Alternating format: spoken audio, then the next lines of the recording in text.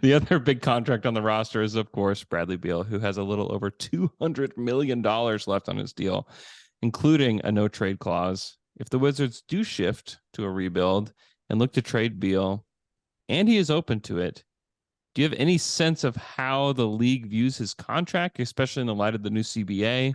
Would you still expect them to get a good return for Brad? I think they would have to, well, certainly they would have to take back money, right? Yeah. And they'd probably have to take back um, a bad contract in order to get a pick, right? A good pick.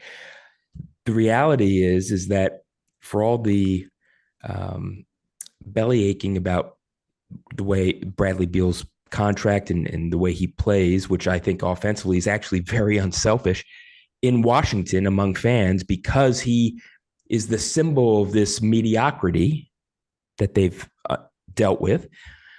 He's thought of much more highly in the rest of the league, including by those teams' fans. And two teams that I think potentially could be interested in him would be Philly and Miami, especially in Philly if James Harden decides to go to Houston, as the Philadelphia Inquirer and Shams have indicated is a real possibility. Now, Miami, uh, heading into these playoffs, I doubt for all their bravado that they really thought they'd get past the second round, considering the tough road they had to overcome.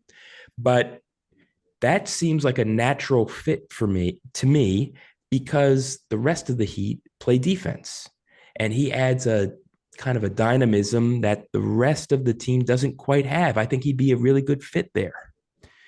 Um, I think his skills would be in demand. The contract is unpalatable. That's true. But sometimes certain teams are in a situation where they say, well, this is our window.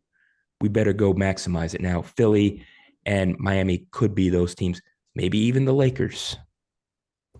That's Yeah, conjecture. That's conjecture. Philly trade seems at least easy because you have the Tobias Harris expiring, so it's relatively easy to match the money. But that's interesting. Something to think about.